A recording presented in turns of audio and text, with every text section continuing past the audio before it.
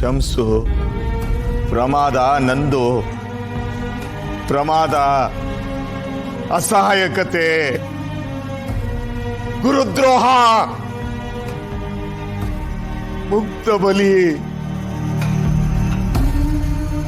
ಕ್ಷಮಿಸು, ಕ್ಷಮಿಸು. ಇಲ್ಲ ಇಲ್ಲ ಇಲ್ಲ ಇಲ್ಲ.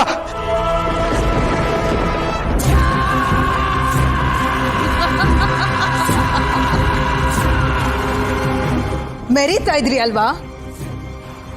ಈಗ ನಾನು ಇದನ್ನ ನಾಶ ಮಾಡಿದ್ರೆ ಏನ್ ಮಾಡ್ತೀರಾ? ಇಲ್ಲ ಇಲ್ಲ, ತಪ್ಪು ತಪ್ಪು.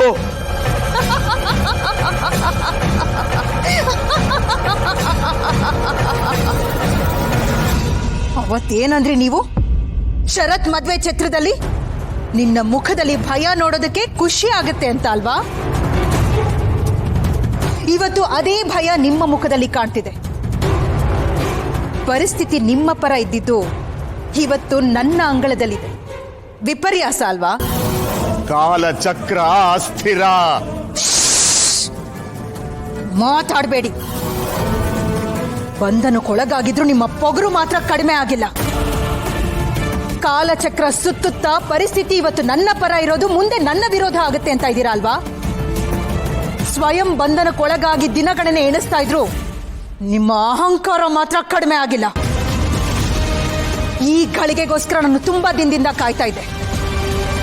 ಶತ್ರುವಿನ ಮುಖದಲ್ಲಿ ಅಸಹಾಯಕತೆ, ದಯನೀಯ ಸ್ಥಿತಿಯನ್ನು ನೋಡುವಾಗ ಆನಂದಕ್ಕೆ ಹೆಸರೇ ಇಲ್ಲ. ಅಂಥ ಪರಮಾನಂದ ಆಗ್ತಿದೆ ನನಗೆ.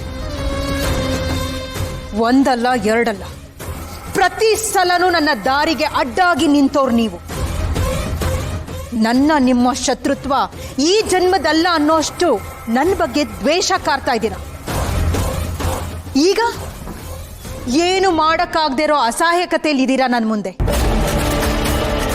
ಎಷ್ಟೇ ಬಲಾಢ್ಯ ಶಕ್ತಿ ಇರಬಹುದು ನಿಮ್ಮ ಹತ್ರ, ಆದರೆ ನಿಮ್ಮ ಜೀವನದಲ್ಲಿ ನಿಮ್ಮ ಹತ್ರದವ್ರನ್ನ ಕಳ್ಕೊಳ್ಳುವಾಗ ನಿಮ್ಮ ಆ ಶಕ್ತಿ ಯಾವ ಉಪಯೋಗಕ್ಕೂ ಬರಲಿಲ್ಲ. ಈಗ ನಿಮ್ಮನ್ನ ನೀವು ಕಾಪಾಡ್ಕೊಳ್ಳೋದಕ್ಕೂ ಅದು ಯಾವ ಸಹಾಯನೂ ಮಾಡ್ತಾ ಇಲ್ಲ. ಪಾಪ, ನಿಮ್ಮ ನೋಡಿದ್ರೆ ಅಯ್ಯೋ ಅನ್ಸುತ್ತೆ. ಈಗ ಈ ಮಡಿಕೆ ನಿಮ್ಮ ಕಣ್ಮುಂದೆ ನಾಶ ಆಗಬಾರ್ದು ಅಂತಿದ್ರೆ ಇಷ್ಟು ದಿನ ನನ್ನ ದಾರಿಗೆ ಅಡ್ಡ ಬಂದಿದ್ದಕ್ಕೆ ನೀವು ನನ್ನನ್ನ ಕ್ಷಮೆ ಕೇಳಬೇಕು.